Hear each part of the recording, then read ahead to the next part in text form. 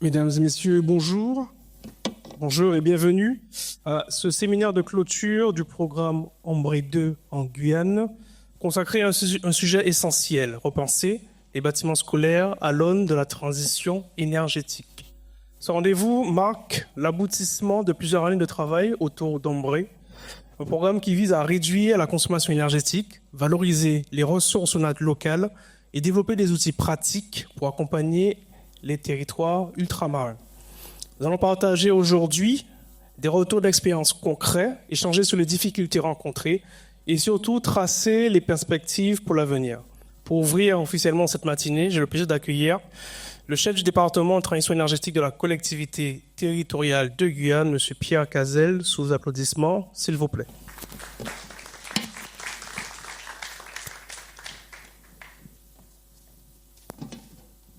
Merci. Bonjour à toutes et à tous. Donc, je suis Pierre Cazel, je suis chef du département transition énergétique à la CTG.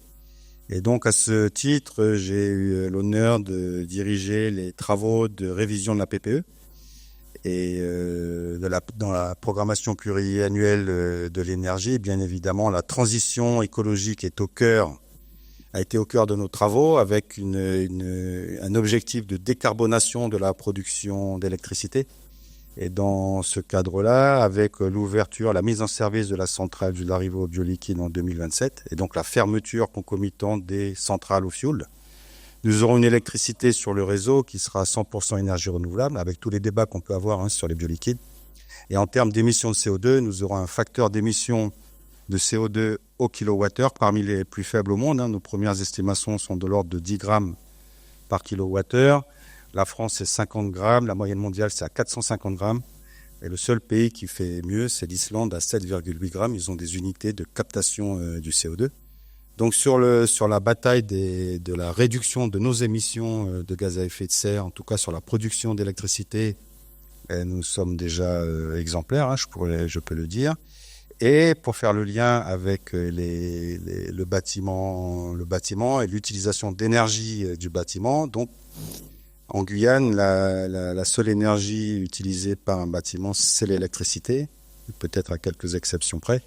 Donc, une fois de plus, en 2027, il n'y aura pas trop d'enjeux sur les émissions de gaz à effet de serre. Par contre, comment vivre dans un climat qui va être de plus en plus chaud? C'est peut-être là tout l'enjeu du travail que fait Aqua depuis quelques années, une vingtaine d'années sur le territoire, avec la conception de bâtiments bioclimatiques. Et j'ai vu, il y avait tout à l'heure une présentation sur les bâtiments scolaires.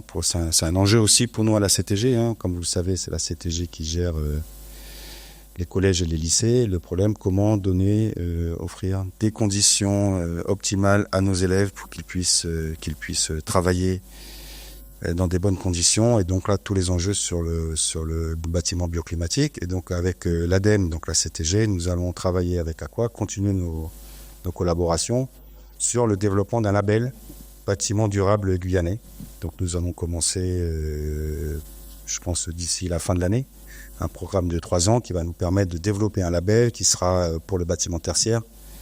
Donc, nous allons travailler avec les donneurs d'ordre pour les encourager à adopter un système de label, travailler avec les organismes financiers pour qu'ils puissent adopter le label et offrir des conditions financières appropriées, favorables, de manière à encourager tous les donneurs d'ordre à se lancer dans la conception de bâtiments bioclimatiques.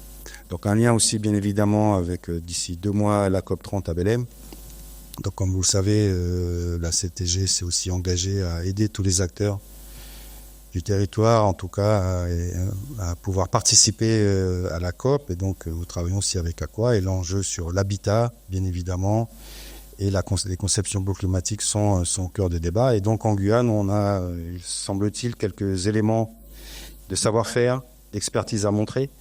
Au salon Bas Carbone à Paris, nous avons été honorés aussi du travail qui est fait en Guyane, à notre petite échelle, il faut rester humble, mais une expertise, un savoir-faire qui pourrait être intéressant pour développer des coopérations à Belém. Donc voilà, sans plus tarder, je vous remercie Fabien de m'avoir invité et je vous souhaite un excellent séminaire et je suis impatient aussi d'écouter les présentations qui vont être faites. Merci beaucoup. Merci Monsieur Cazel pour vos propos introductifs qui replacent avec force la transition énergétique comme enjeu majeur et enjeu stratégique pour la Guyane. Elle va nous présenter le programme Ombré, ses objectifs, les appels à projets, ainsi qu'un focus particulier sur les retours d'expérience. Place maintenant à Cécilia Javelot, formatrice à Aqua, sur vos applaudissements, s'il vous plaît.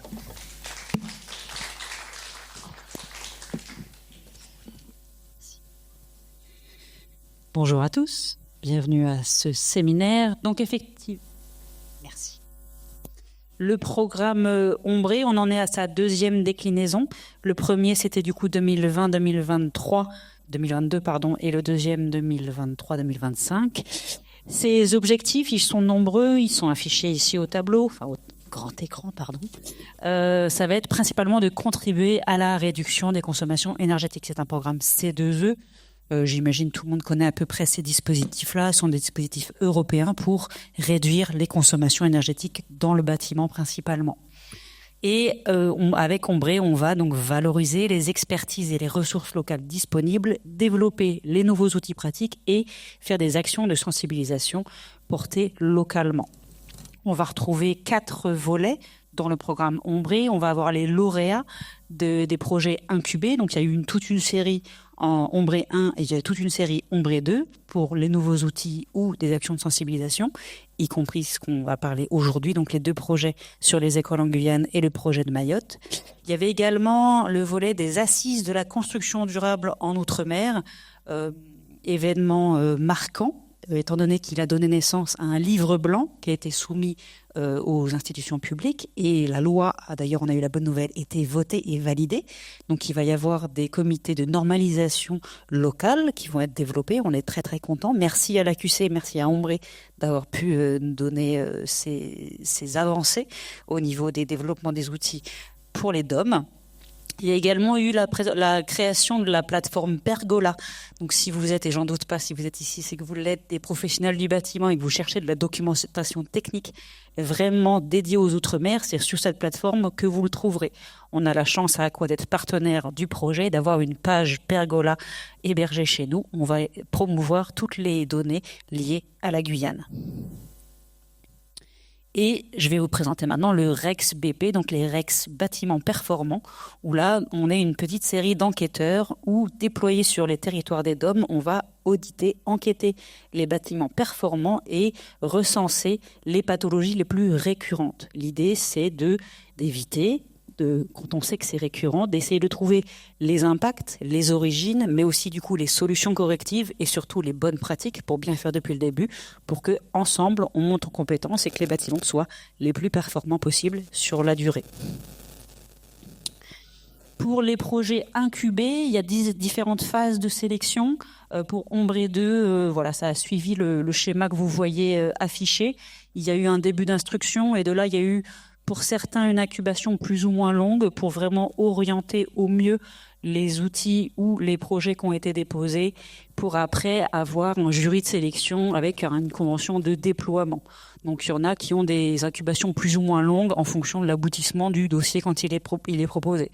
Je pense qu'on va présenter ça aujourd'hui également pour préparer les prochains Ombré 3 qui pourront également bénéficier de cette incubation de l'AQC. Sur Ombré 2, voici tous les projets qui ont été lauréats. Je ne vais pas forcément vous faire la liste, je pense que tout le monde, c'est écrit assez gros, vous devriez pouvoir le lire. Dans les cahiers des charges, on va favoriser les projets qui sont multiterritoires. Ils vont essayer de favoriser tout ce qui concerne soit uniquement, enfin, possiblement des...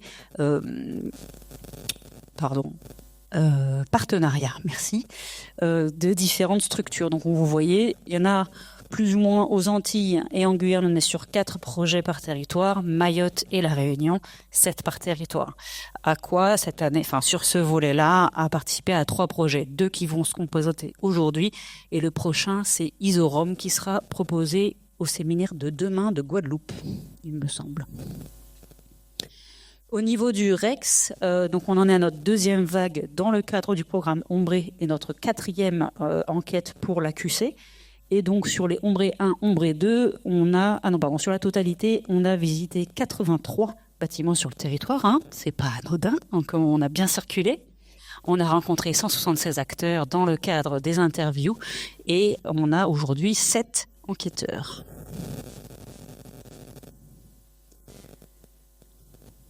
Et donc sur Ombré 1, Ombré 2, on en a visité 27 aujourd'hui.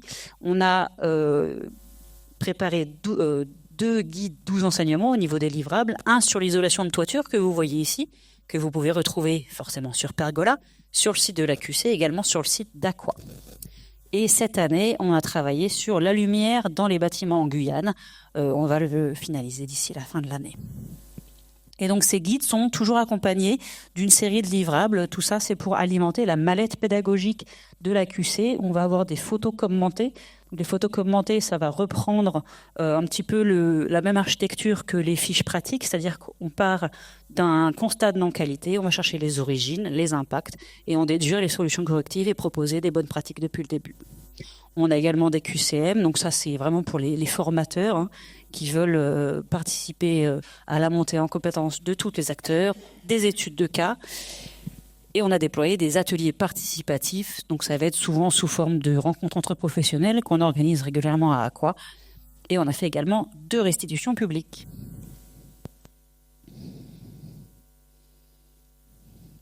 Les assises, donc comme je disais, c'était un événement loin d'être anodin qui s'est passé à Paris. Fabien a eu la chance de pouvoir y participer et d'autres d'ailleurs dans la salle également.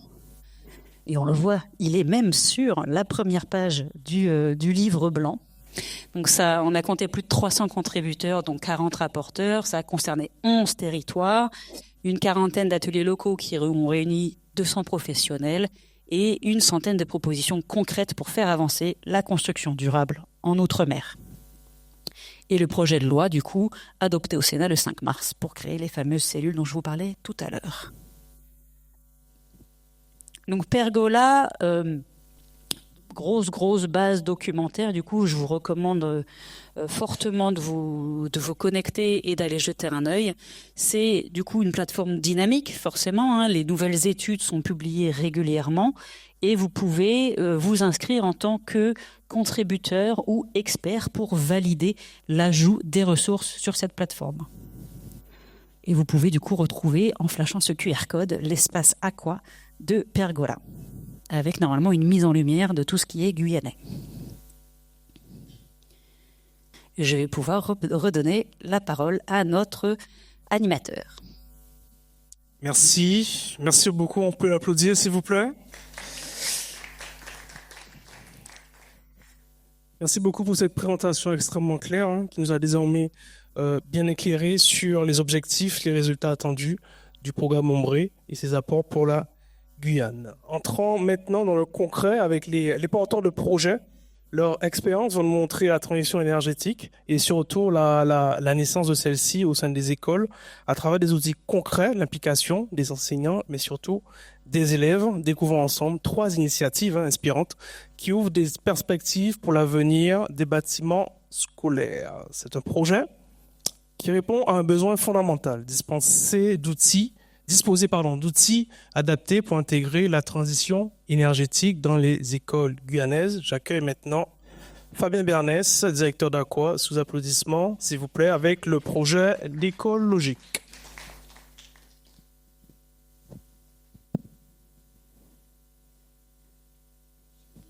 Bonjour. Bonjour à tous et toutes. Donc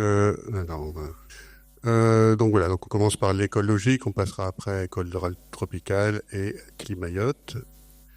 L'école logique. Alors l'objectif de l'école logique, c'est qu'on s'est rendu compte à quoi, enfin moi j'ai été souvent, depuis que j'ai pris le poste il y a 3 ans, j'ai été régulièrement sollicité par des programmistes, par des architectes, des fois des communes, pour s'imposer comment on peut faire des écoles bioclimatiques, qu'est-ce qu'on a comme référentiel, est-ce que vous pouvez nous accompagner, etc.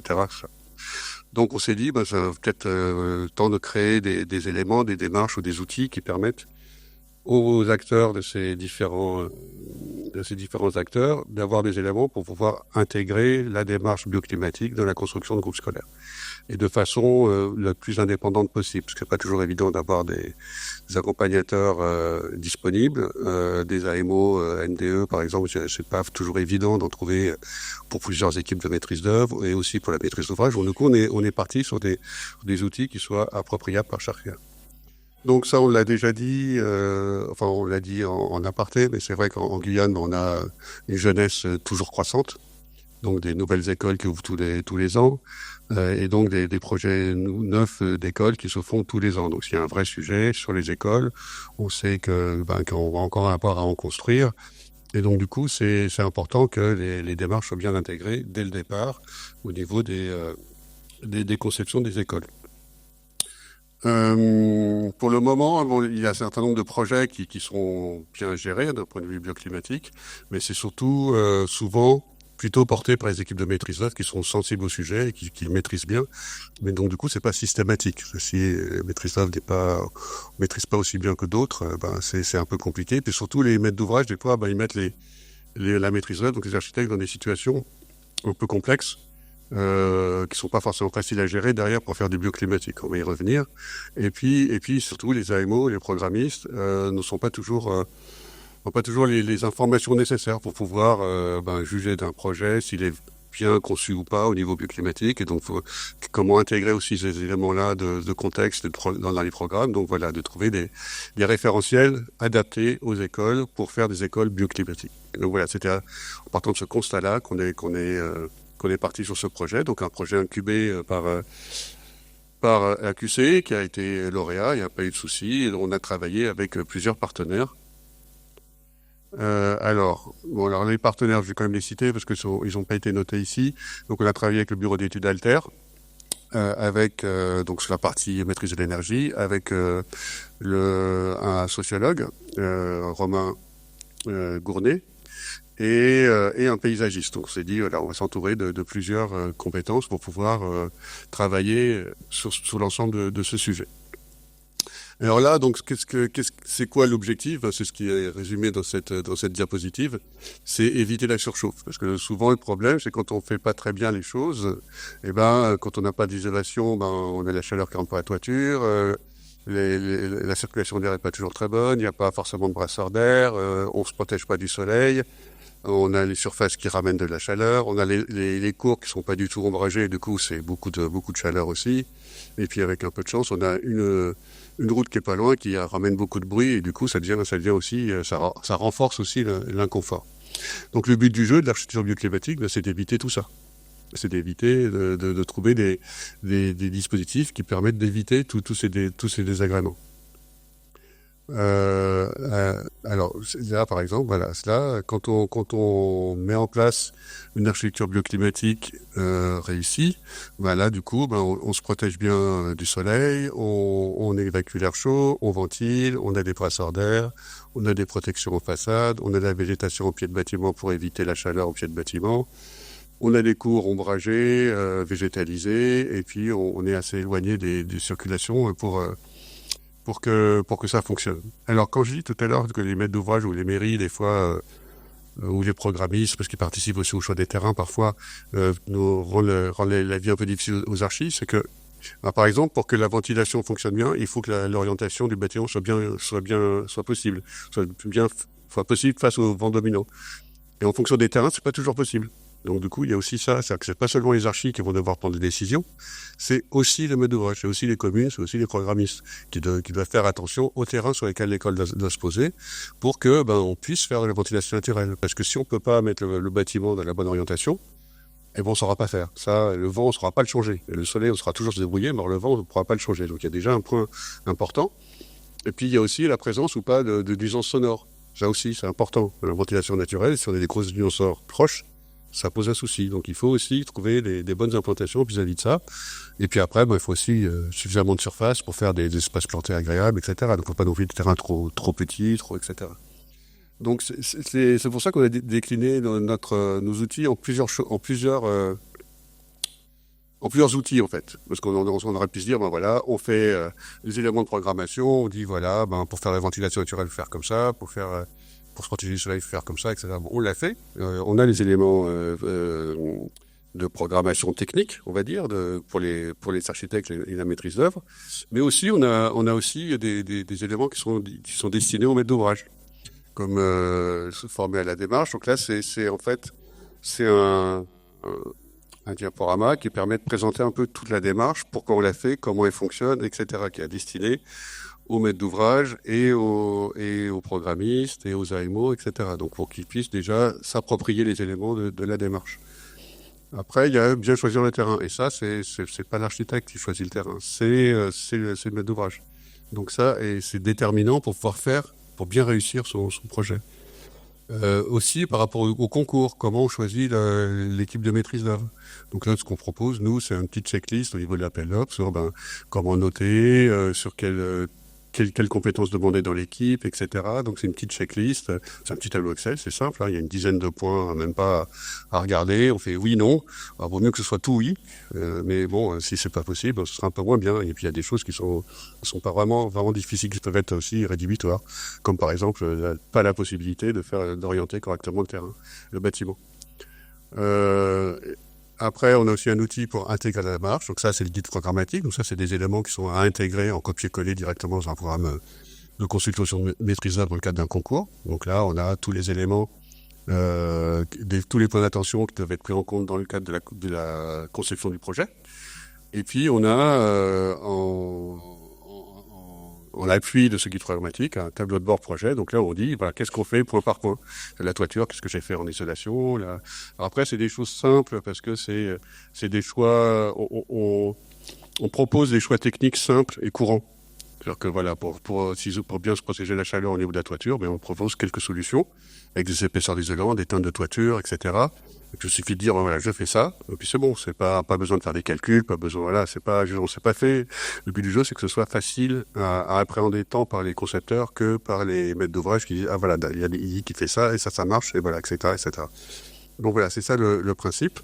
Et puis après, il y a un suivi, parce que bon, au niveau du concours, on va pas demander des calculs, justement. Mais par contre, après, plus tard, au niveau de la PD, etc., plus avancé dans les études, là, on va demander, effectivement, que les calculs soient faits pour vérifier que, effectivement, le projet est tenu, que ça marche, que ça, etc., etc.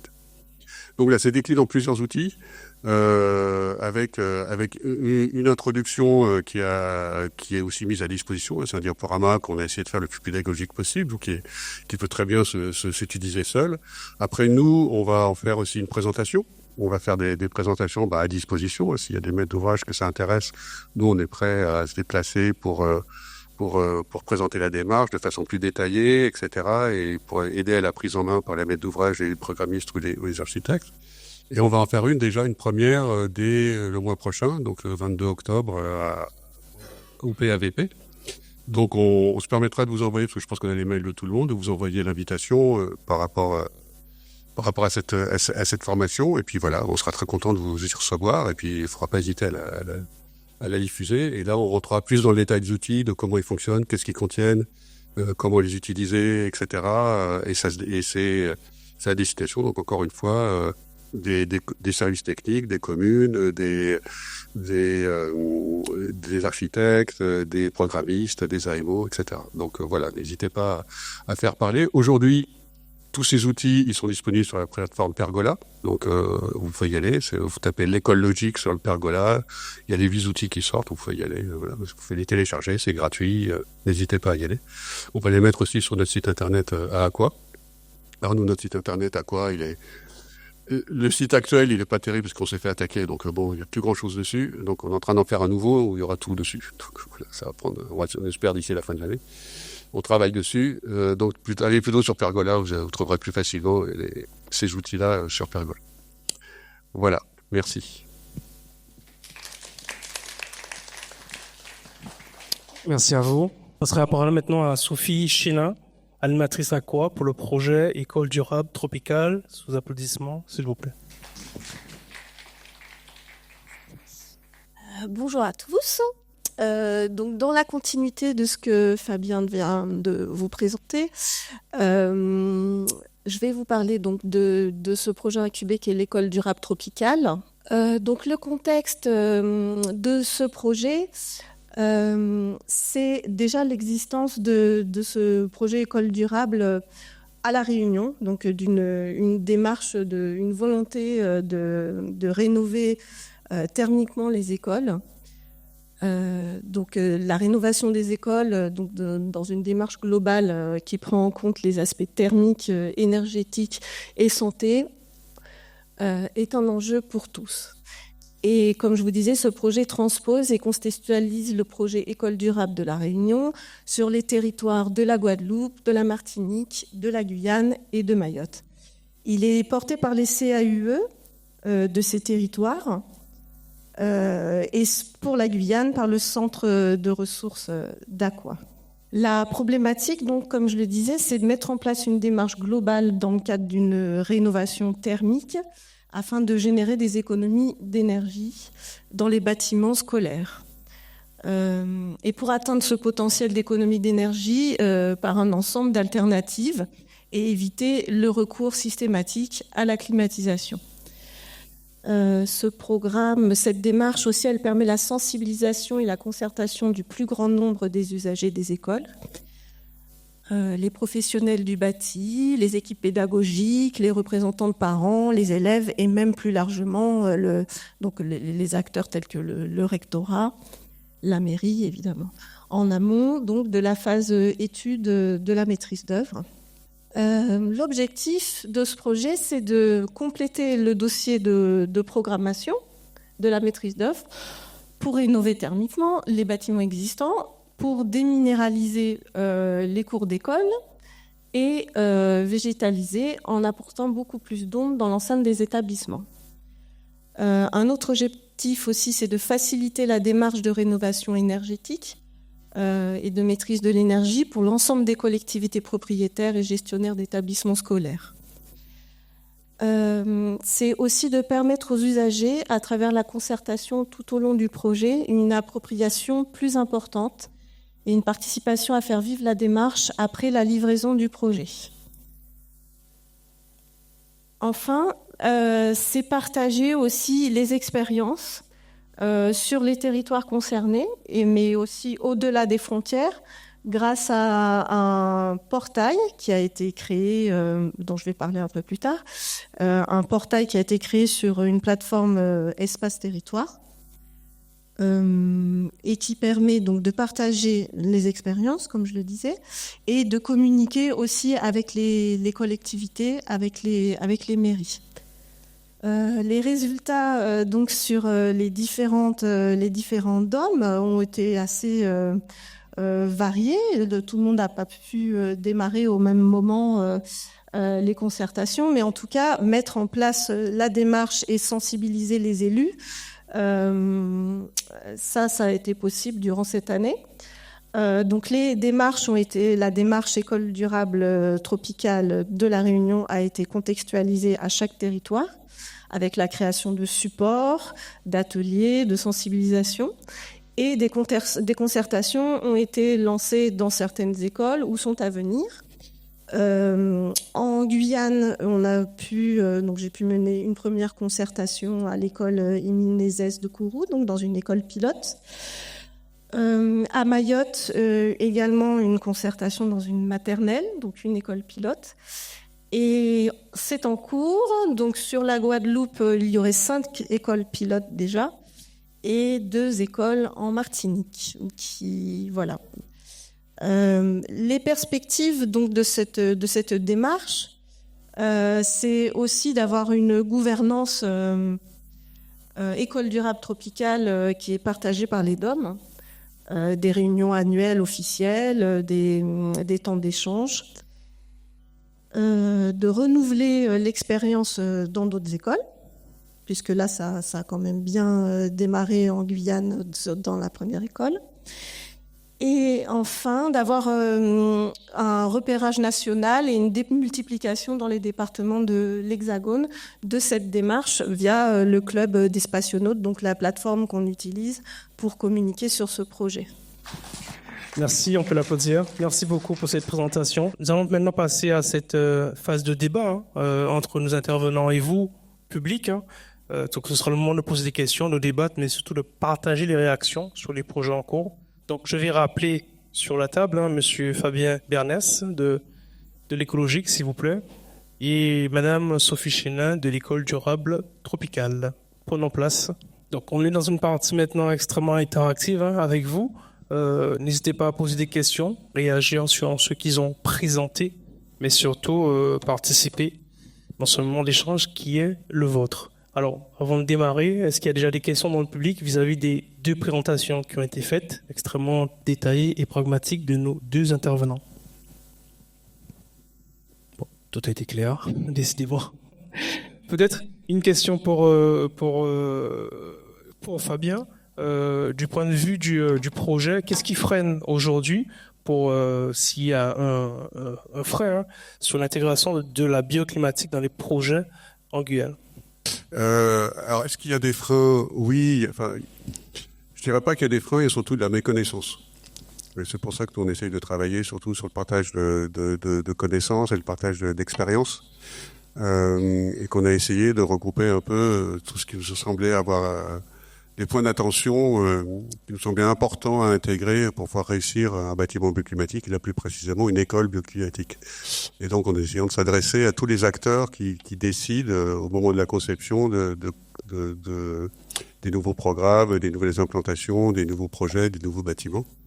Donc c'est plutôt ça, parce que souvent dans les programmes, ce qu'on a observé, c'est que la volonté d'avoir des bâtiments bioclimatiques est souvent affichée, mais derrière, techniquement, c'est moins maîtrisé par les équipes, tant de maîtrise d'ouvrage que parfois de conception. Donc du coup, c'est ça, c'est essayer de ramener des éléments et des outils pour aller de l'avant de ce côté-là. Sinon, globalement, en amont, j'en ai pas parlé dans la présentation, mais en amont de ces outils, on a fait un diagnostic sur une quinzaine d'écoles. En Guyane, des écoles d'âge variés, de conception variée. Et à l'issue de cette étude, ce qu'on s'est rendu compte, c'est que les écoles bioclimatiques bien conçues sont en général celles qui sont les mieux vécues. Même parfois mieux que les écoles climatisées qui sont un petit peu moins bien vécues. Donc voilà, donc c'est aussi pour ça qu'on a travaillé dans ce sens-là. Je pense qu'il y a un vrai... Il y a une appétence pour ce type de projet, mais quand ils sont réussis, parce qu'effectivement, quand ils sont pas réussis, c'est ce que j'ai montré dans la première diapo, c'est inconfortable, et ça, je le comprends très bien. C'est-à-dire que si c'est mal ventilé, si c'est bruyant, si c'est chaud, effectivement, là, ça fonctionne pas. Mais on sait faire pour éviter tout ça. Donc, faut se donner toutes les chances pour y arriver. Merci à vous. Sophie, sur cette initiative École durable tropicale, quelle a été la réaction la plus forte ou inattendue du point de vue élèves et professeurs? Alors, la réaction la plus forte d'un élève ou d'un professeur, c'est ça que vous me dites? Les deux, au choix. Sur l'initiative, ils étaient vraiment, sur la concertation, ils étaient vraiment ravis qu'enfin on s'intéresse à eux. Et donc, je dirais que la réaction de l'équipe pédagogique avec laquelle j'ai travaillé sur l'école Émile Nézès, elle a très vite adhéré et dit on va créer une brigade verte et puis on va se lancer à fond dans le projet de concertation. Ils ont tous très chaud dans les écoles guyanaises. Moi, j'étais en charge. Fabien parlait de la première partie de l'enquête sur de l'école logique. Et donc, et même pour être tous les jours dans les écoles en tant qu'animatrice, on se rend bien compte que c'est pas possible, ça peut pas continuer comme ça. Et la clim, quand elle est installée, c'est pas satisfaisant non plus. Voilà, donc la réaction des élèves c'était vraiment beaucoup d'optimisme pour changer les choses. Et donc, si on continue, quels étaient les premiers bénéfices? On est sur quoi? On est sur du confort, de l'énergie ou l'appropriation du projet en tant que tel? C'est l'appropriation du projet déjà qui est importante. C'est vraiment l'appropriation du projet. Et comment gérer les attentes? Puisque vous avez bien dit qu'il y a beaucoup d'attentes vis-à-vis de ça. C'est un projet qui peut prendre du temps. Comment on gère ces différents types d'attentes, pardon? Alors, les attentes, justement, il peut y avoir un peu de frustration si dans les financements, on ne va pas tout de suite voir les travaux se réaliser. Donc, gérer les attentes, c'est aussi toujours revenir sur leur participation, mettre en avant à travers la plateforme Espace Territoire toute la concertation, tout ce qui a eu lieu. Tout ce qui a été mis en avant dans le projet. Très bien. Alors, on me dit que Laure est avec nous actuellement. Bonjour à tous, désolé pour les problèmes techniques. Je m'appelle Laure de Monchot, je fais partie du bureau d'études intégrales ingénierie. On a un bureau d'études du corps d'État qui intervient sur La Réunion et sur Mayotte. Aujourd'hui, je vais vous présenter plus en détail le projet Clean Mayotte, qui est un projet financé par l'AQC dans le cadre de Ombré, et également par l'ADEME et le rectorat de Mayotte pour le financement. Donc si on passe à la slide suivante sur le contexte et objectifs, on est parti du constat qu'à Mayotte, il y a un fort besoin de développement, que ce soit sur les logements, les écoles, les bâtiments tertiaires. En général, ces bâtiments font l'objet d'une conception bioclimatique basée sur les référentiels MyEnergy qui a été élaboré dans les années 2010. Mais pour concevoir un bâtiment bioclimatique, les données essentielles, c'est principalement les données météorologiques. Or, sur Mayotte, on a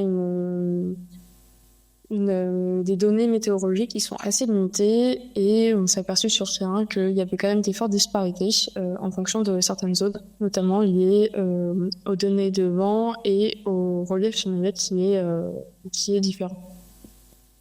Donc nous, sur le projet Climayotte, on s'est intéressé justement à cette donnée climatique et pour voir plus loin, on s'est intéressé sur les données climatiques en intégrant les données de changement climatique.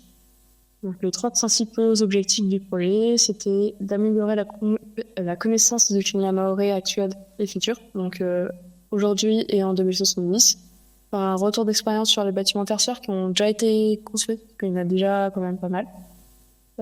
Et qui ont fait l'objet d'une conception bioclimatique. Et enfin, prendre en considération des adaptations à faire liées au changement climatique. Donc sur la slide suivante. Du coup, le projet Climayotte était séparé en 3 grands volets.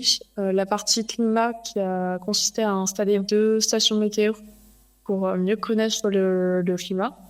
Donc on a installé une sur le collège de Wangani et une sur la technopole de Dendémy. Et on a analysé les données climatiques futures, donc en 2050 et en 2070. La deuxième partie, c'était instrumenter des bâtiments qui étaient déjà construits, qui avaient déjà fait l'objet d'une conception bioclimatique. Donc on a réalisé des campagnes de mesures en juin, pour avoir un retour d'expérience des utilisateurs, avoir des données de confort et voir les consommations énergétiques des bâtiments. Et enfin, le 3e volet, c'était plutôt orienté simulation. Donc on a essayé de réaliser plusieurs simulations en faisant varier par exemple les façades, les porosités, les protections solaires, l'isolation, et voir l'impact de ces différents paramètres sur le climat actuel et en 2070. Et voir leur impact sur leur confort et sur les consommations d'énergie. Sur la slide suivante. Donc au niveau des stations météo, on a installé 2 stations météo en novembre dernier. Malheureusement, le cyclone Chido est passé par là, donc on a dû les réparer. On a dû un peu modifier notre projet. Sur les données, en tout cas, qu'on avait recueillies, on avait quand même des directions de vent dominantes qui étaient différentes sur les 2 stations. Et sur la station qu'on a actuellement à Mayotte, on a des données qui étaient assez différentes et des températures aussi qui étaient différentes. Et ça montrait l'importance justement d'avoir des données météo qui étaient plus précises. Ces stations météo, elles vont être préparées du coup en septembre sur la fin du mois. Sur la partie climat, on s'est aussi intéressé sur la partie confort et analyse du coup des taux d'inconfort. Donc, il faut savoir qu'actuellement, à Mayotte, on a une vitesse d'air essentielle environ d'un mètre par seconde. Donc, c'est par exemple en utilisant les brasseurs d'air ou en ayant un bâtiment qui est non traversant. On a un taux de confort à l'année sur la période 8h-17h qui est autour de 30%. Et ce taux d'inconfort peut forcément augmenter à l'horizon 2050 et 2070. Si on prend en compte, par exemple, le pire scénario, on aura une augmentation jusqu'à 65% du taux d'inconfort. Sur la slide suivante, pour la deuxième partie, c'était l'instrumentation. On a instrumenté à la fois des locaux qui étaient climatisés et non climatisés. Donc pour la partie, un focus sur la partie collège, les locaux climatisés, c'était principalement les bureaux administration et la salle des professeurs.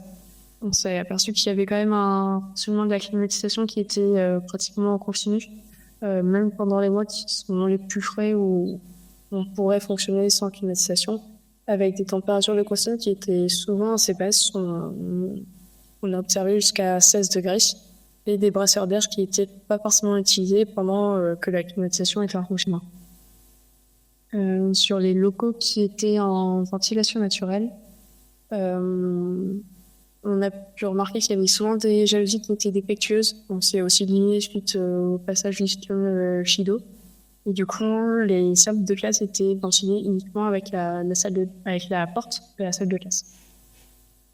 Et enfin, on a pu vraiment regarder l'importance des différents indicateurs de conception et climatique.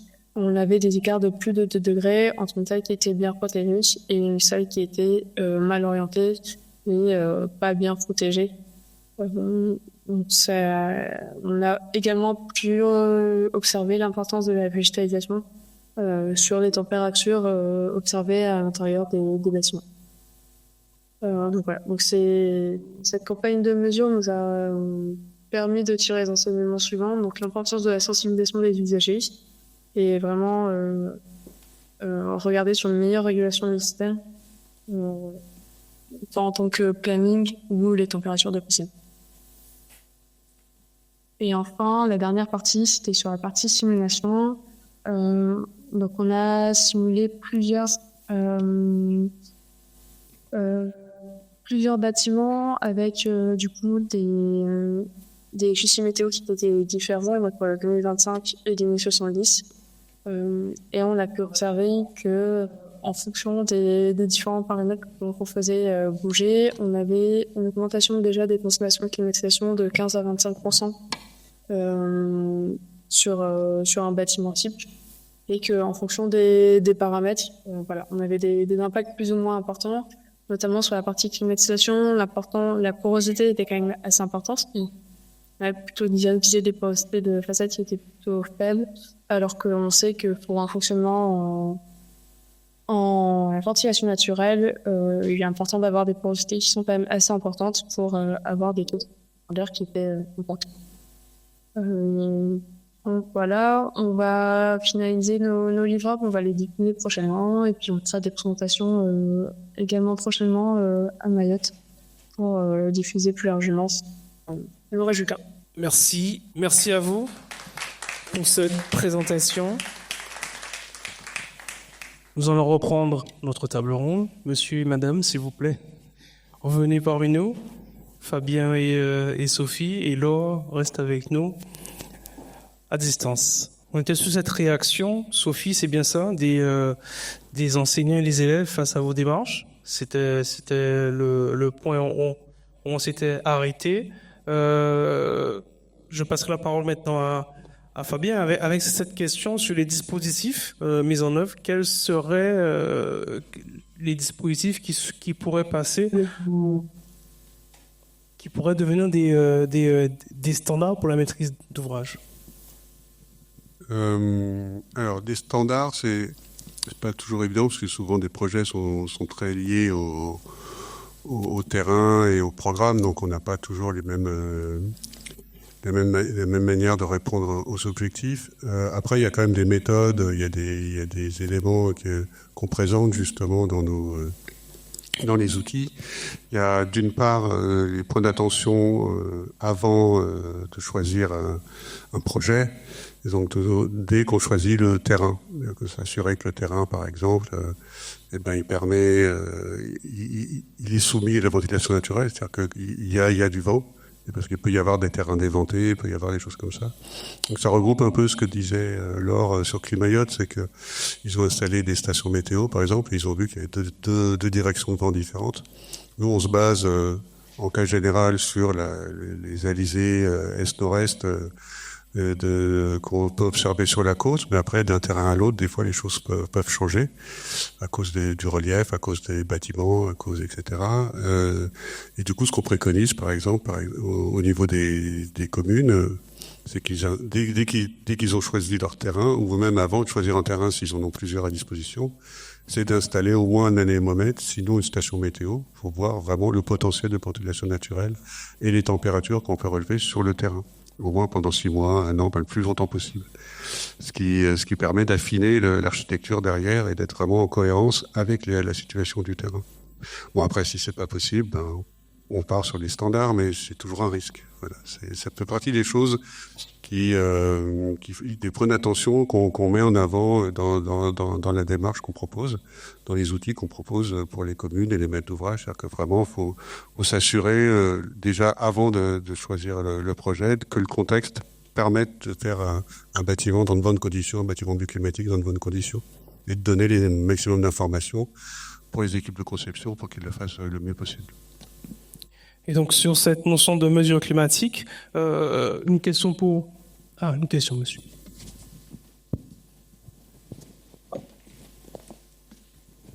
Merci, histoire de diversifier les questions. Oui, j'ai une question pour chacun des intervenants. C'était quelle est l'action qui apporterait le plus d'amélioration, voilà, qui aura le plus gros impact. Donc, je fais appel à votre esprit de synthèse. S'il y avait eu une action à faire, quelle serait-elle?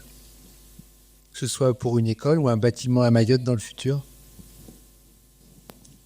Chacun son tour. Une chose à faire pour améliorer ou participer au confort thermique des écoles, on va dire, c'est ça, pour résumer. La première qui me vient à l'esprit, parce que je pense ça a été ressorti dans toutes les études et dans la concertation que fait Sophie, mais Laure et Sophie pourront compléter, c'est la végétalisation. La végétalisation des abords, des cours, ça c'est ce qu'il faut. C'est pour moi un point, que ce soit en rénovation ou en neuf, c'est quelque chose d'essentiel.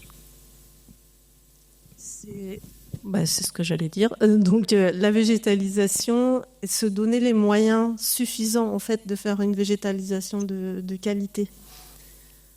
Parce que, ça peut être un petit frein aussi quand on est dans les concertations dans les écoles. Les gens vont dire oui, d'accord, on va végétaliser, mais en Guyane ça va pas tenir. Donc on n'y croit pas du tout. Donc si derrière on n'a pas les moyens suffisants pour créer des espaces verts vraiment qui tiennent dans le temps, c'est vrai que c'est ça la première action. Ouais, c'est vraiment le plus important.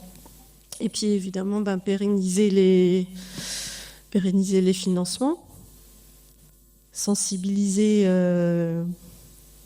les élus et à l'architecture bioclimatique. Voilà, moi je dirais ça. Ouais, et de mon côté, je dirais aussi bien sensibiliser les usagers sur le fonctionnement en fait du bâtiment, comment il a été conçu et voilà, de manière générale, bien ouvrir les fenêtres et une source continue de soleil quand c'est nécessaire. Et peut-être aussi leur sensibiliser que nous aurons peut-être un inconfort, mais que c'est censé être ponctuel et que les sous l'utilisent bien et pour le Donc la prise de conscience permettrait d'avoir moins chaud, c'est ce qu'il faut comprendre. Alors, je n'ai pas bien compris. La prise de conscience permettrait de... Voilà, d'avoir moins chaud, ouais. Est-ce que sensibiliser, oui, sans faire de travaux, c'est intéressant. Donc, est-ce que ça permettrait d'avoir moins chaud? C'est pas forcément... je me moque pas, hein, c'est une interrogation. En fait, on s'aperçoit que quand on conçoit des bâtiments bioclimatiques, si l'utilisateur est pas formé pour bien l'utiliser, il y a une partie qui est perdue. Donc oui, peut-être qu'en utilisant bien votre bâtiment bioclimatique, il y aura chaud. Alors il y a deux choses. Il y a les bâtiments bioclimatiques. Effectivement, on a constaté aussi que parfois les usagers ne savaient pas forcément bien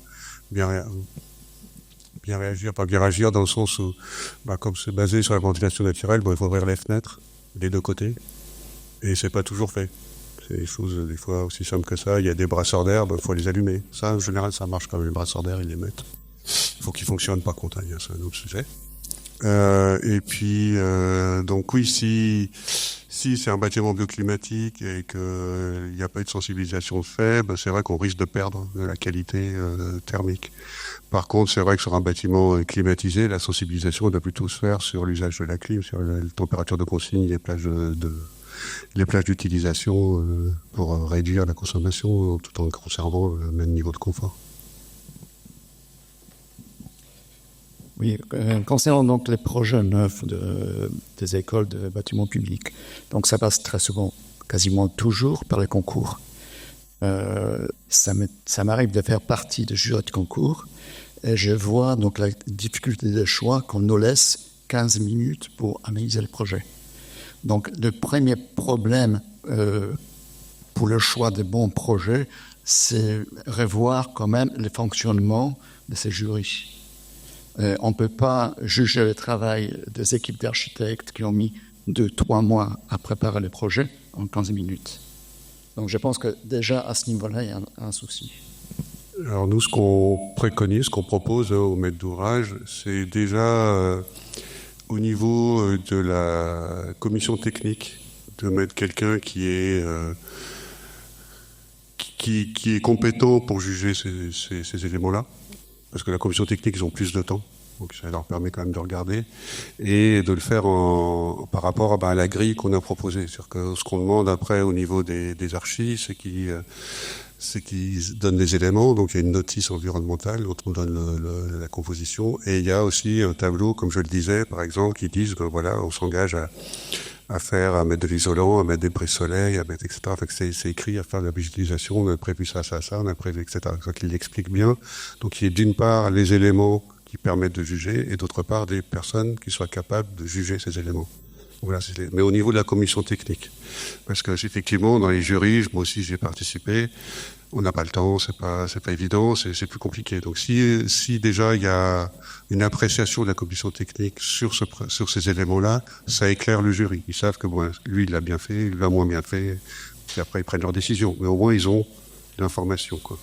C'est plutôt comme ça nous qu'on a amené les choses, et on propose aussi qu'au niveau des critères de jugement, que la note environnementale soit, si c'est pas prépondérante, au moins importante, c'est-à-dire qu'elle ait un taux à 30%, etc.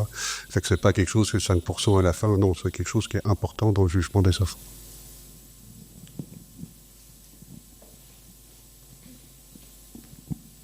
Oui, Fabien, tu as répondu pour moi. Effectivement, nous, ce on essaie de demander pour l'ordre des architectes aux maîtres d'ouvrage, c'est qu'effectivement les architectes qui font partie des jurys soient aussi intégrés dans la commission technique.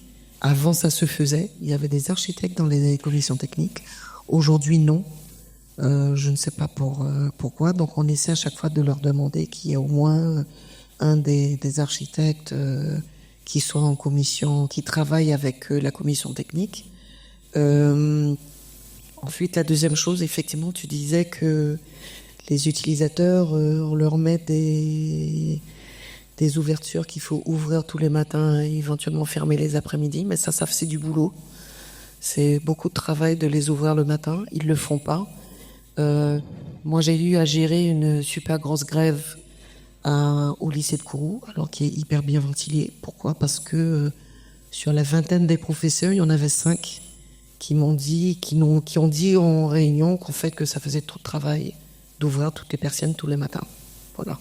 Donc ils ont demandé de climatiser leur salle, ce qui a été refusé naturellement.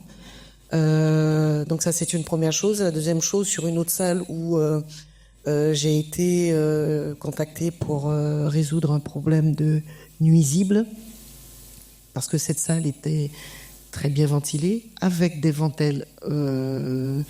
C'était pas des ventelles, je veux dire que c'était des lames bois, sauf que effectivement la journée c'est très bien, et le soir il y avait des nuisibles, parce qu'ils ne peuvent pas mettre de moustiquaires, etc.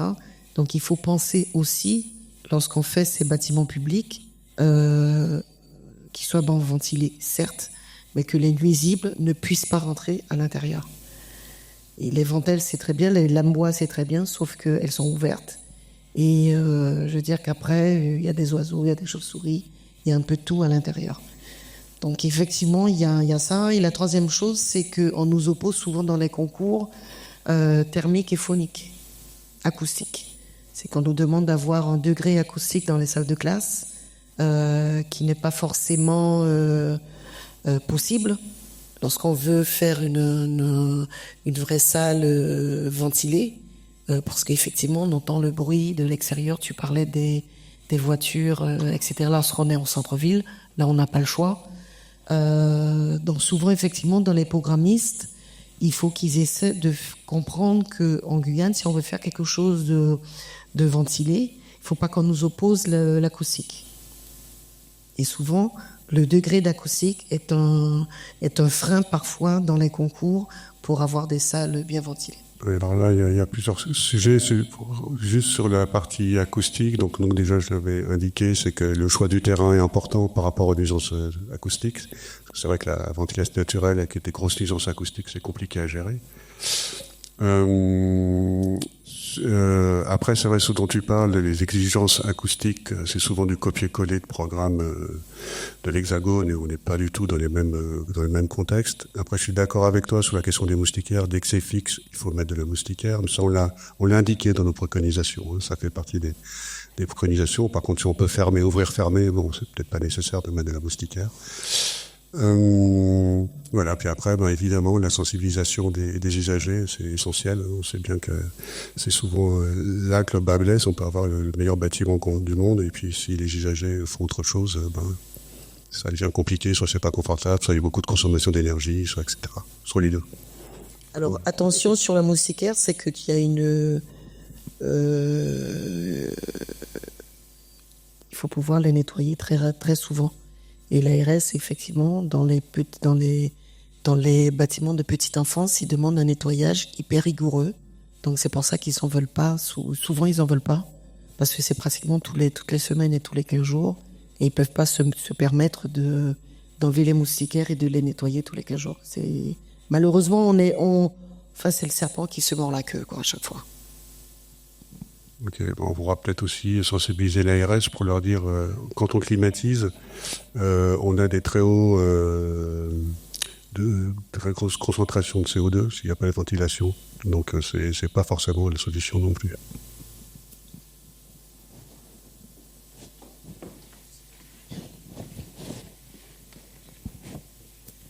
Je vais prendre un autre sujet parce que ça a déjà été évoqué. Oui, on parle de problématiques de ventilation naturelle, ce que je comprends très bien, et on voit qu'il y a des inconvénients, ça nécessite de bonne utilisation par les utilisateurs, ouvrir, fermer, ainsi de suite. Les problèmes des moustiquaires. Est-ce qu'il ne faut pas aller sur des solutions moins bas carbone avec des exhausteurs d'air qui consomment quand même pas beaucoup pour pouvoir ventiler en fonction de la température extérieure-intérieure, ne pas ventiler effectivement l'après-midi à Saint-Laurent, les salles de cours ne sont pas utilisées, donc on ventile plus. Et à partir quand la température baisse, pouvoir ventiler toute la nuit pour rafraîchir l'ensemble. Parce que c'est pas des solutions intermédiaires qui finalement sont plus efficaces, même si elles sont pas à 100% fun, mais qui permettent quand même de répondre à beaucoup des problématiques. Là, je me prononcerai pas. Ils n'ont pas été expérimentés, donc j'ai pas de retour là-dessus. Bon, c'est à étudier. Ça peut faire l'objet d'un nouveau projet incubé, voilà. Merci beaucoup pour cette présentation et pour la suite des documents à venir qui vont enrichir le panorama de notre territoire. Je pense que c'est nécessaire, tout le travail qui est fait au quotidien par l'association Aqua. Moi, j'avais une question un peu plus pragmatique, en fait. C'est-à-dire qu'aujourd'hui, on parle d'équipement scolaire. Dans le vocable équipement scolaire, est-ce qu'on entend maternelle, primaire, collège, lycée ?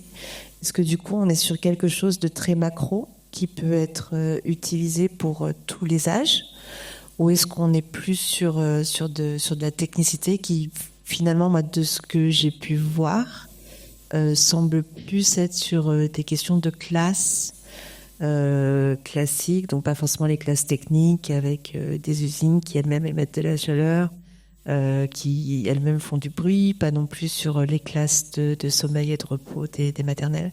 Voilà. Est-ce qu'on peut redonner en fait l'objectif de ce guide, comment il a été pensé?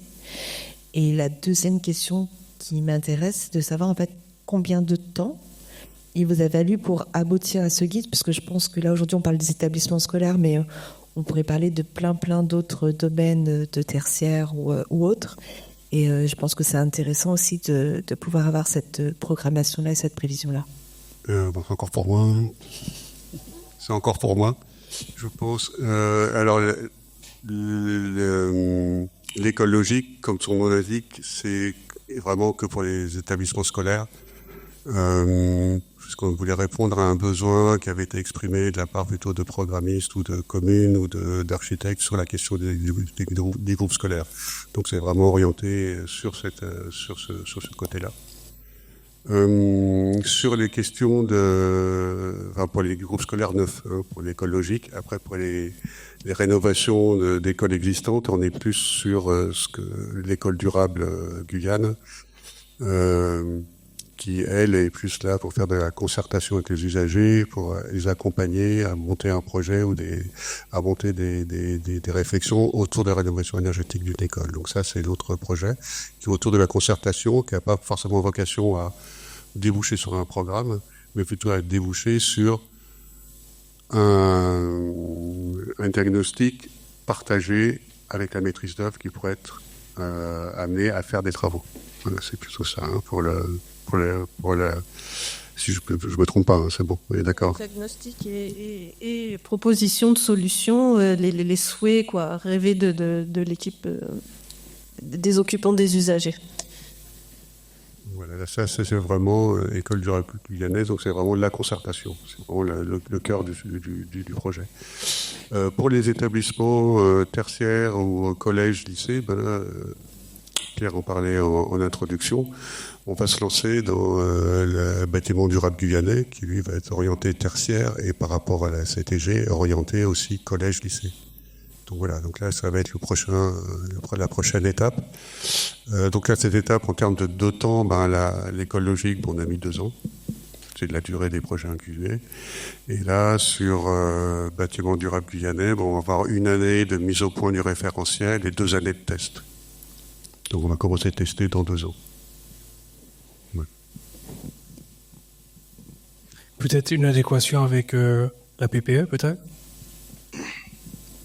Mais comme j'ai dit en introduction, donc ça s'inscrit totalement dans notre projet de transition écologique et énergétique. Maintenant, moi j'aurais peut-être une question sur quelle est votre analyse du potentiel sur ce label bâtiment, étant donné les contraintes qu'on a évoquées entre l'acoustique et parce que beaucoup de bâtiments publics, peut-être sont près de routes, de choses comme ça. Quelle est votre analyse vraiment du potentiel d'utilisation de ce bâtiment durable guyanais de manière stricte et de manière plus large, l'habitat bioclimatique en fonction de ces contraintes acoustiques, puisque je discutais avec un bailleur social qui m'expliquait qu'ils avaient construit des bâtiments et puis tout de suite les gens y bouchaient pour mettre la clim juste pour pas avoir le bruit des voisins, etc. Donc la dimension acoustique quand même est assez importante. Alors sur les bruits aériens, c'est toujours un peu compliqué. Les bruits entre voisins, normalement dans la RTA, il y a une partie acoustique. Le deuxième A, ça veut dire acoustique, et qui est là normalement pour réduire les nuisances sonores de logement à logement.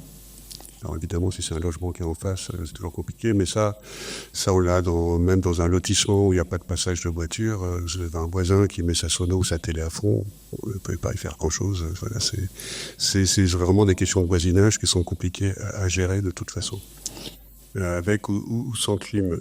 Après, par contre, c'est vrai que là, c'est un autre sujet aussi. Si on parle que les conditions soient le plus favorables possible à la structure bioclimatique. Maintenant, on est arrivé là aussi au sein d'Aqua, c'est qu'il faut aussi penser à l'urbanisme. Il faut aussi faire un urbanisme qui permette l'architecture bioclimatique, tant au niveau des orientations, au niveau des ombrages, au niveau de la gestion des contraintes acoustiques. Donc on a aussi travaillé sur ce sujet-là. On a un petit guide là dehors, là, si vous voulez le récupérer, qui parle de ça, parce qu'effectivement, ça doit se gérer à toutes les échelles. Après, le potentiel, encore une fois, les terrains, enfin, c'est toujours possible de faire mieux. Quel que soit le terrain, ce qu'il faut, c'est vraiment être très, très attentif, très vigilant aux questions. Ça peut être, par exemple, quand on fait des bureaux, éviter peut-être mettre le parking juste en bas, et peut-être le mettre un petit peu sur le pignon plutôt, comme ça on aura moins de bruit. Enfin, c'est des choses comme ça, c'est de la conception. Beaucoup. Donc, pour laisser un peu de place aussi pour planter. Enfin voilà, il y a beaucoup, il y a des solutions. Hein, c'est pas. On l'a vu là, sur des bureaux par exemple qui ont été faits au Centre spatial guyanais. Bon là, ils avaient beaucoup de place parce que là, ils avaient tout le prix derrière eux. Mais du coup, ils ont fait le parking d'un côté, le bâtiment sur le prix. Et donc du coup, ils n'ont pas de nuisance au niveau sonore. Bon, sauf quand il y a un tir de fusée, mais normalement, ils sont plus dedans. Mais voilà.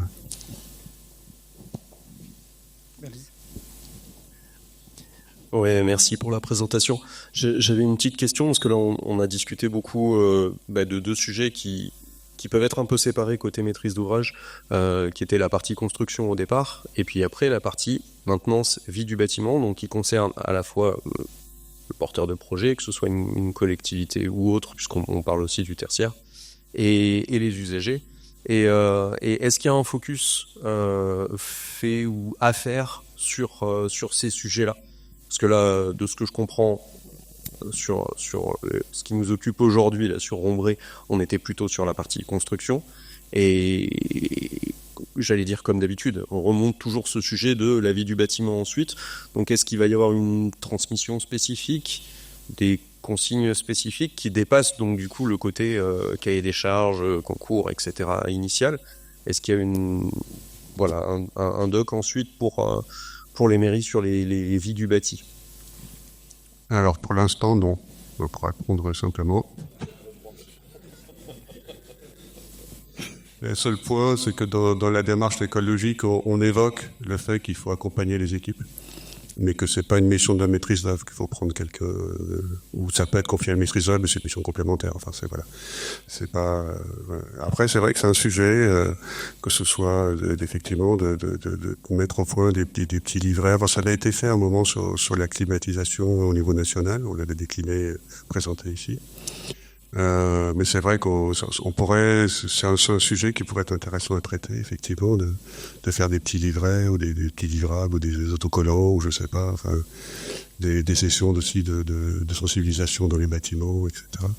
C'est quelque chose qui est certainement à développer, ouais. Peut-être Laure, en retour, toutes les questions qui ont été posées, le regard depuis Mayotte.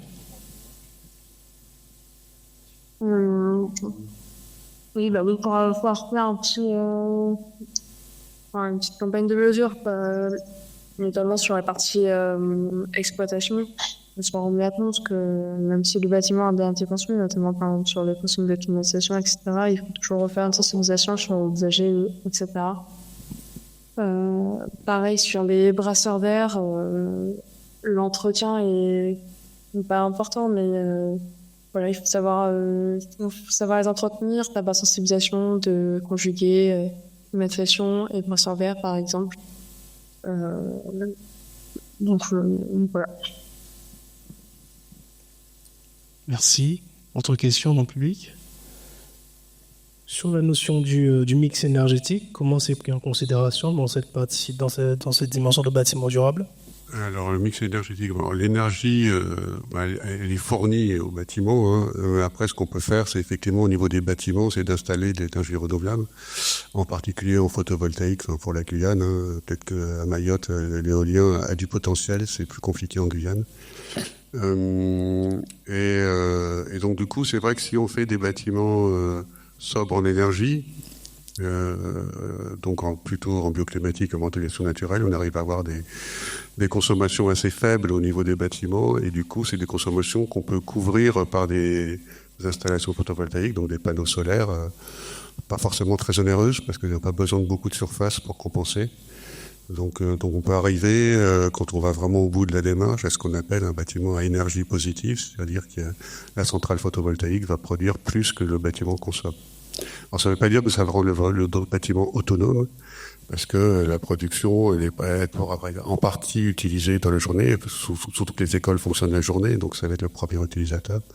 Mais il peut y avoir des journées où il n'y a pas beaucoup de soleil, où il y a quand même des hôtels, etc. Donc c'est pour ça que j'appelle ça de la compensation, c'est-à-dire que au global, sur l'année, entre la production de la centrale et la consommation de l'école, on arrive à l'équilibre, ou voire même la production est supérieure à celle de l'école.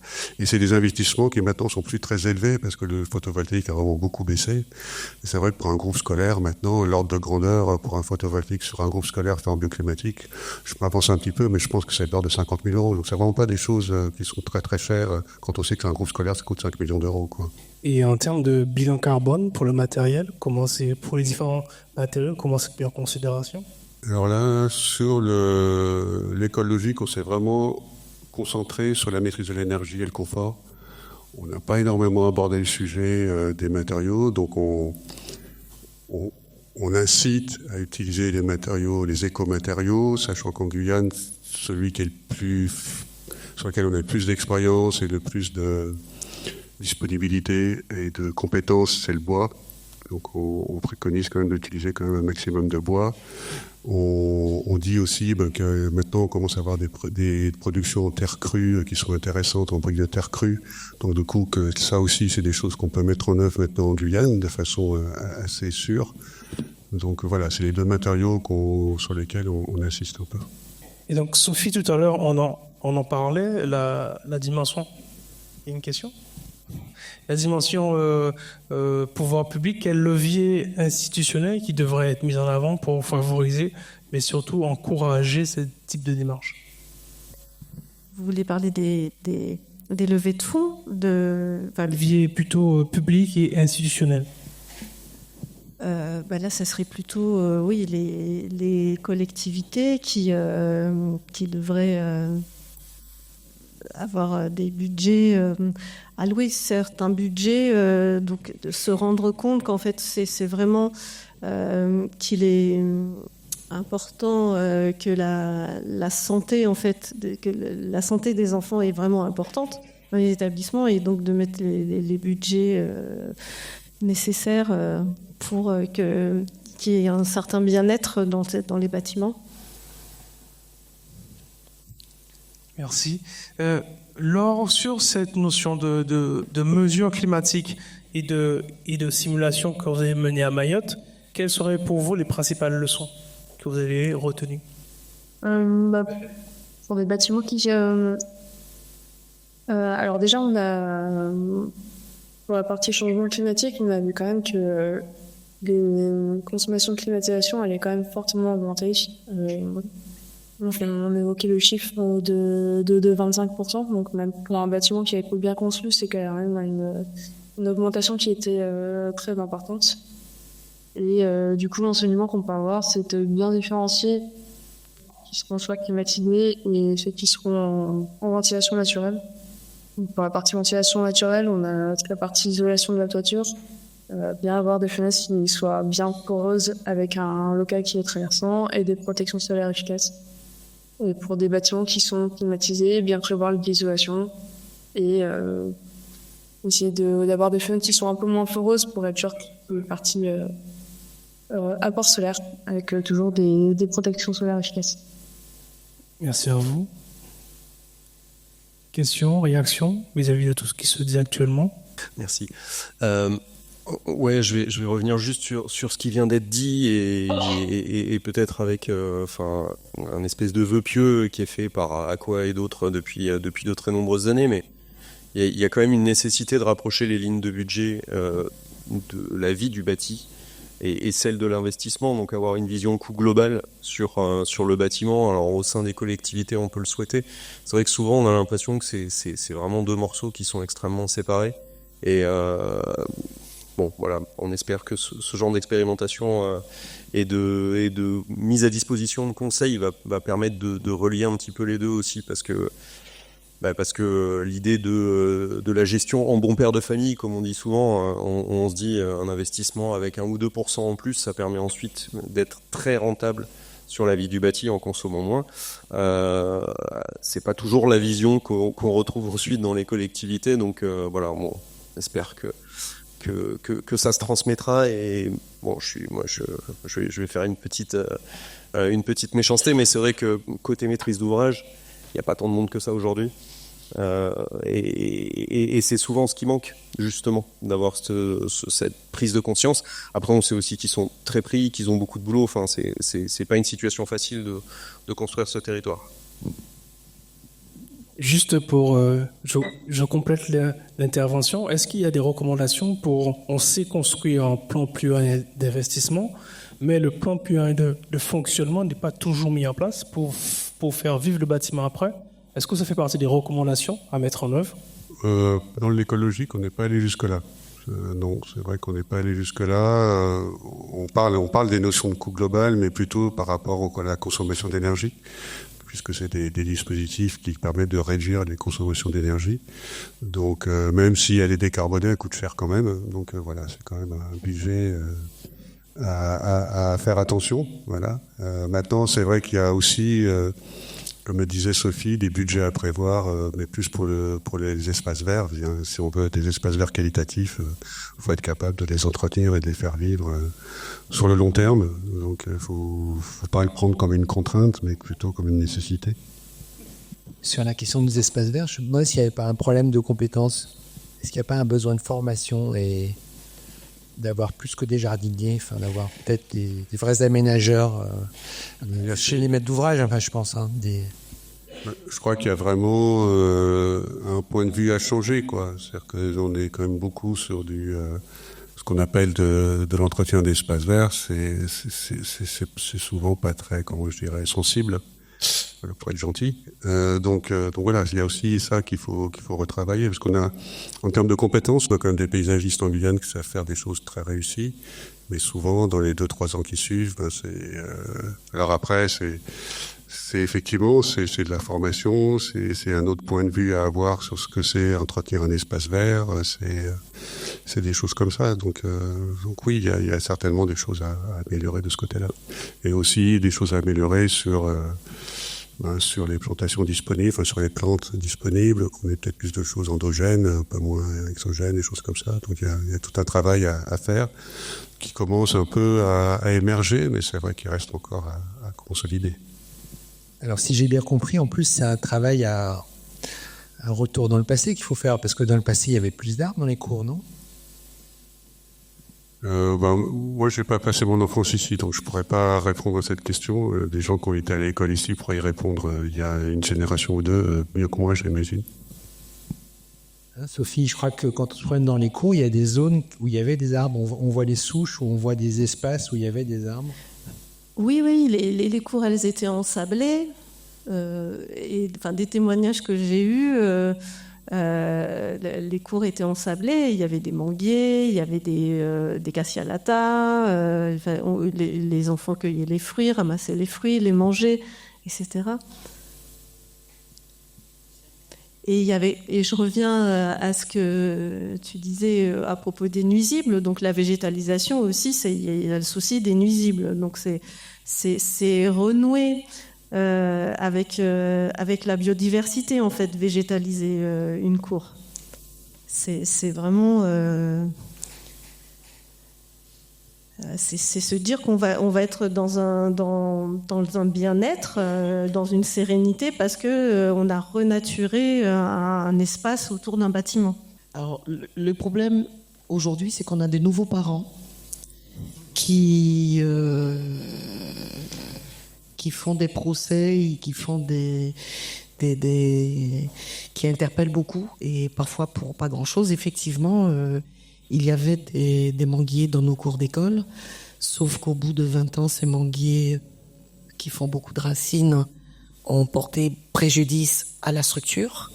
Donc effectivement, c'est pas un arbre C'est joli au départ, mais personnellement, j'ai dû couper un manguier qui était trop près de ma maison, parce qu'il m'a fait de super belles suturures, enfin la maison de mes parents, parce qu'il a fait remonter l'élève d'allage, qu'il a fait des... Donc ça, c'est une première chose. Le sable, il faut savoir que les collectivités, les cours, ils enlèvent le sable, parce qu'ils sont obligés, tous les ans, d'enlever le sable et d'en remettre. Donc ça a un coût. Donc il faut trouver effectivement d'autres végétaux à mettre dans les cours, il y en a qu'il faut mettre effectivement. Après il faut pas négliger, on parle de il faut se mettre dans la tête que les collectivités publiques, on voit bien que lorsqu'on fait un concours, si on met les surfaces et tout ce qu'on demande à côté de l'enveloppe prévisionnelle, je veux dire qu'il va manquer tout le temps. L'enveloppe n'est pas adéquate à ce qu'on nous demande de faire. Pourquoi ? Parce que les collectivités sont complètement engluées dans des... C'est une course en avant, c'est qu'il faut construire, il faut construire. Et malheureusement, il n'y a pas de maintenance faite dans les collectivités, dans les bâtiments scolaires, parce qu'ils n'ont pas forcément les moyens de le faire. Donc c'est à nous derrière à construire des bâtiments avec une maintenance moindre.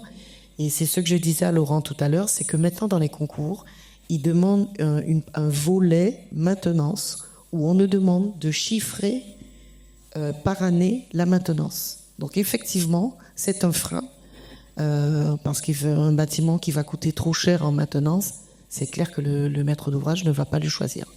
Donc ça, c'est un frein. Et aujourd'hui, je pense qu'on devrait le faire parce qu'on a encore une fois des collectivités qui doivent construire tous les ans des salles. On devrait construire normalement tous les ans des écoles. On n'arrive pas à le faire parce que financièrement, c'est plus possible. Des salles de classe à l'époque où nous étions 20, 25. Aujourd'hui, ma sœur qui est enseignante, ils sont 32 dans les salles. Donc c'est plus possible. Et il faudrait construire des salles de classe. Mais il faut qu'on soit, nous, architectes, qu'on soit raisonnable dans ce qu'on fait et pas se faire plaisir en se disant, enfin, un bâtiment qui est super beau, mais il faut aussi penser à la maintenance. Parce qu'aujourd'hui, certains bâtiments,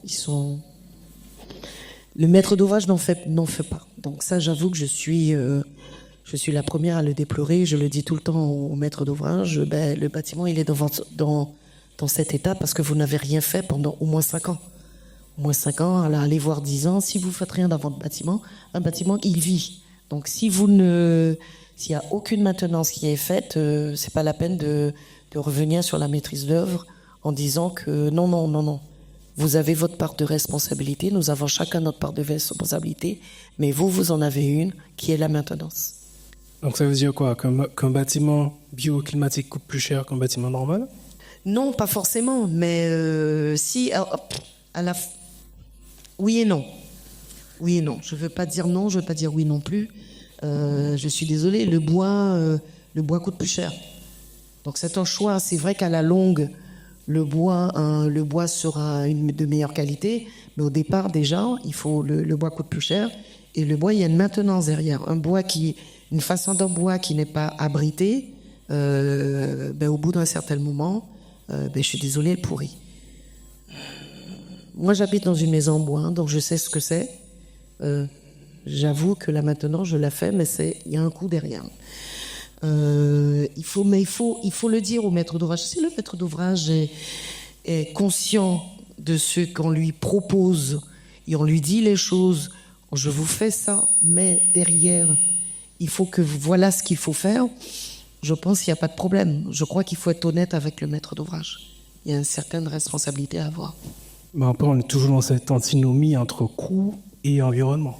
Voilà, donc est-ce que c'est pas sur les critères, comme on l'a dit tout à l'heure, les critères de pondération, où le prix ne doit pas être arrivé en premier, et cette notion d'environnement doit être au même niveau, voire supérieur, mais est-ce que dans ce cas de raréfaction des ressources, c'est encore pertinent, et est-ce que c'est faisable ?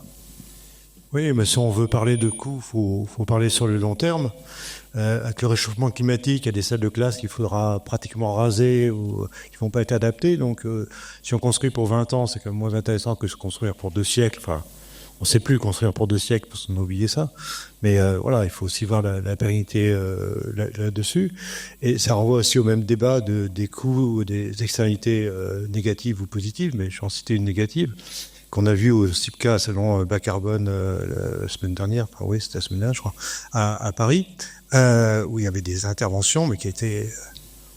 Enfin, je suis pas surpris, mais c'est énorme, hein, entre les PFAS, le neuromènement d'air dans les systèmes d'être hors d'air en métropole. On est côté métropole, où 70% des habitations et des constructions ne respectent pas le renouvellement d'air et restent toujours en circuit fermé. Quand on sait qu'on est entre 2 à 10 fois plus pollué à l'intérieur qu'en extérieur, je parle en métropole, c'est quand même problématique. Ça renvoie ici à la question de dire, mais quand je fais une salle de classe, pourquoi il n'y a pas de médecin à la base dans les analyses et dans les différentes études pour la santé des enfants ou plus généralement de l'habitant, du résident qui est dedans entre les coves, les PFAS et ainsi de suite. Et plus en Guyane, on a du radon, donc il faut, si on ventile pas, on est très embêté.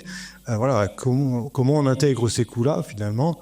Et c'est l'ARS qui va payer, donc nous tous après, avec des maladies, des gens en bonne santé, le fait que les enfants ou les personnes plus âgées, c'est pas aujourd'hui, mais les plus vulnérables qui, avec la chaleur, vont avoir de plus en plus de problèmes de santé. C'est un facteur d'aggravation. Voilà, et ces coûts-là, il faut aussi les prendre en compte.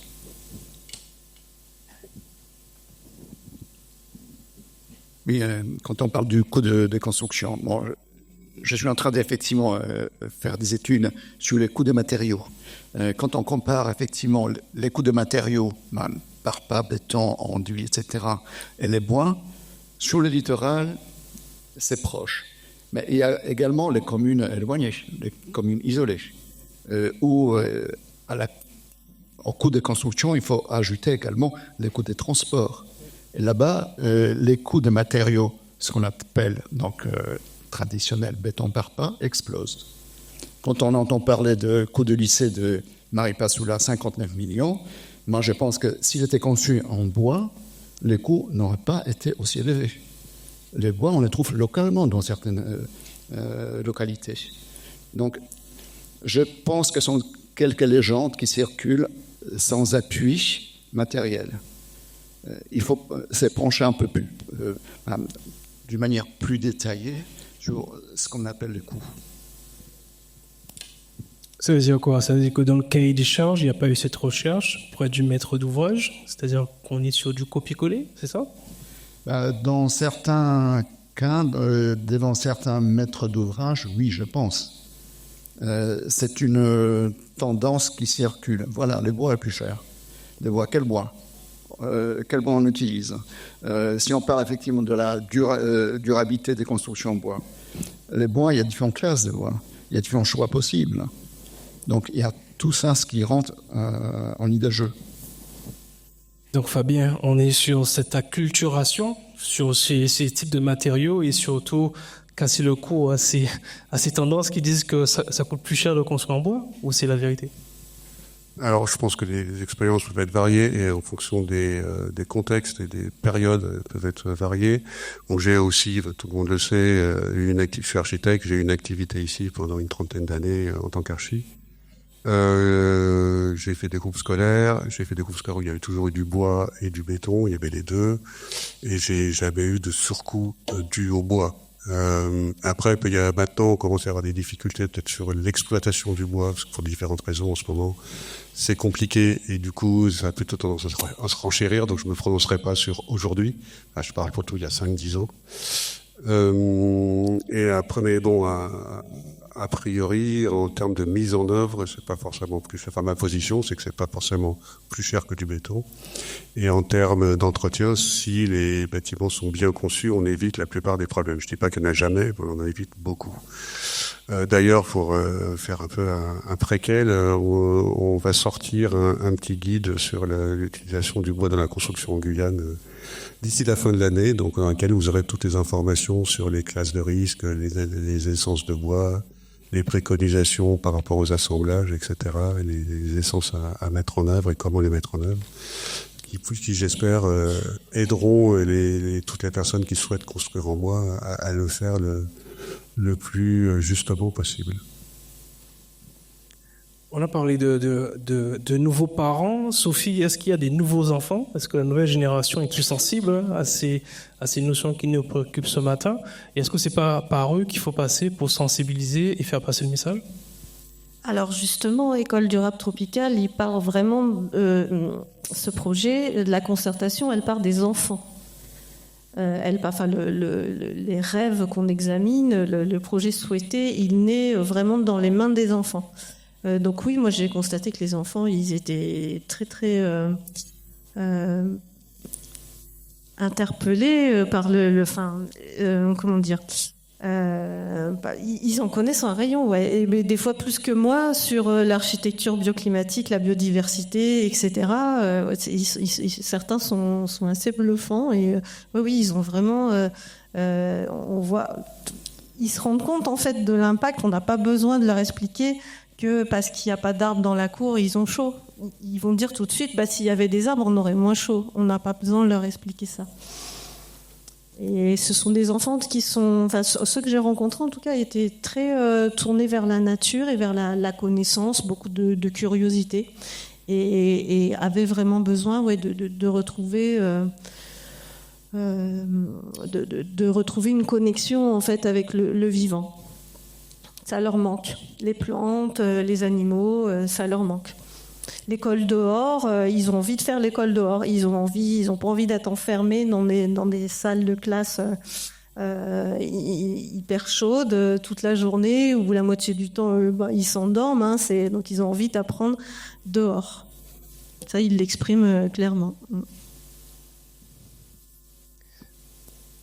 Réaction dans le public? Nous arrivons presque à la fin de ce moment d'échange. Sur cette question, Fabien, je reviens vers vous sur ces critères de pondération sur les appels d'offres qui sont la base de la construction en tant que telle. Raréfaction des ressources, on a peut-être une qualification, une formation sur ces thématiques à revoir ou à perfectionner. Comment on voit l'avenir sur ça? Nous, on essaye notre projet, c'est d'accompagner les acteurs de la construction en Guyane, que ce soit les maîtres d'ouvrage, les architectes, les entreprises, les usagers, etc., vers des architectures qui soient qui ont moins d'impact environnemental, donc tant du point de vue de la consommation d'énergie, de l'émission de gaz à effet de serre, de préservation de la biodiversité, d'amélioration de confort, etc. Donc on essaie de donner des outils sur toutes ces palettes-là. Donc là, on est plutôt sur des mesures incitatives, sur des démarches incitatives, ce qui a toujours été le cas jusqu'à présent en Guyane, à part pour le logement avec l'Artère à Dôme. Et donc, peut-être qu'à un moment, l'incitatif suffira peut-être pas, et que peut-être on peut aussi inciter d'un point de vue financier.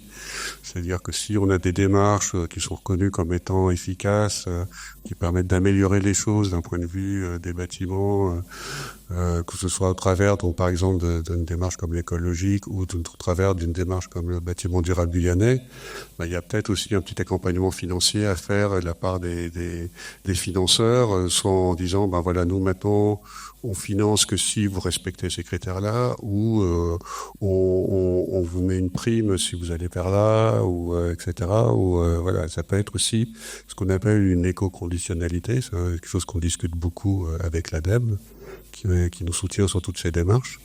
Donc voilà, ça peut être aussi une solution de renforcer cet accompagnement, de dire voilà, non seulement on a des outils qui peuvent aider, mais on peut aussi s'adosser sur des financements qui vont aussi dans ce sens-là.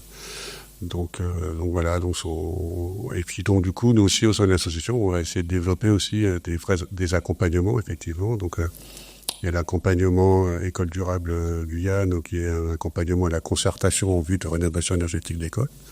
Donc ça qu'on est prêt à remettre en place, et on a probablement retravaillé un peu au moins avec la CACL, et on espère avec d'autres communes sur ce sujet-là.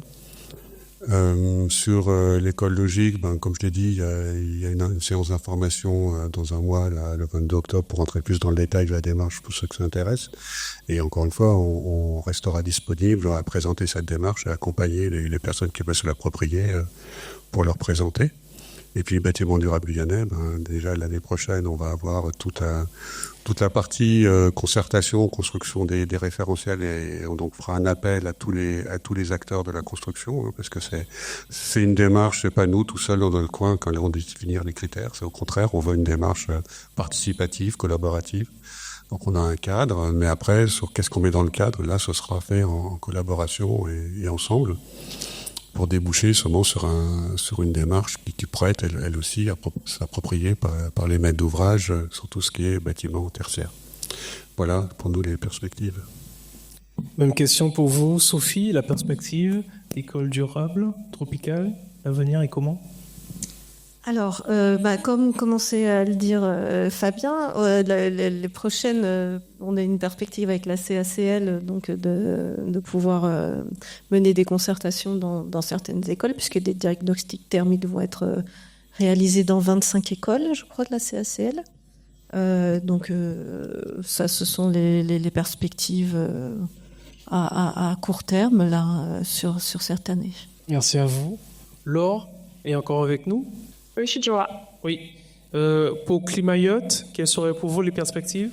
Ouais, au niveau des perspectives, on va déjà réparer des stations météo qu'on avait installées. Et après, les données seront accessibles publiquement. Donc, l'objectif, c'est, dans un futur, c'est de créer des fichiers météo et de les adapter avec des scénarios de changement climatique pour avoir des données assez précises et locales. Merci à vous. Nous arrivons à la fin de ce séminaire. Je vous demande d'applaudir nos intervenants, s'il vous plaît. Merci à vous.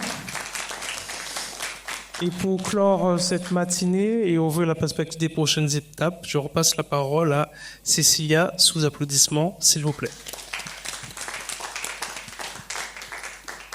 Merci. On avait également une présentation, une slide pour cette dernière phase, si c'est possible de l'afficher là. Donc effectivement, on a parlé un petit peu d'Ombré 1, on a beaucoup parlé d'Ombré 2, on va pouvoir finir avec Ombré 3.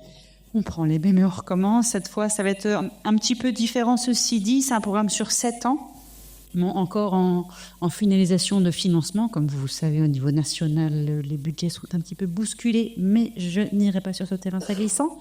L'AAP, donc l'appel à projet, sera diffusé bientôt, et là on parlera, ils ont prévu une enveloppe pour 14 projets lauréats, ce que disait Aurélien Lopez, donc le porteur de projet qui est à Paris mais qui prend le bâton de pèlerin pour nous chaque année pour aller trouver des financements et porter à bout de bras ce projet. Il essaie toujours de grossir les enveloppes, parce qu'il me semble la première année, il y avait une quinzaine de projets, seulement 10 ont été sélectionnés, mais il y en avait une vingtaine à Ombré 2. Donc là, ils ont essayé vraiment de pouvoir répondre le plus favorablement à tous les projets qui sont très intéressants pour nos territoires. Donc là, il y a une enveloppe pour 14. L'idée, ça va être cette fois, ils innovent, dans les DOM en tout cas, et ils veulent intégrer le thème de l'empreinte carbone. Donc si, je vous laisse prendre note, mais si vous souhaitez déposer des choses, essayez d'axer dans cette direction-là, ce sera favorablement accueilli. Et on va commencer à travailler avec les COM, donc les communautés d'outre-mer, qui devront, eux, par contre, mobiliser de l'autofinancement de leur côté.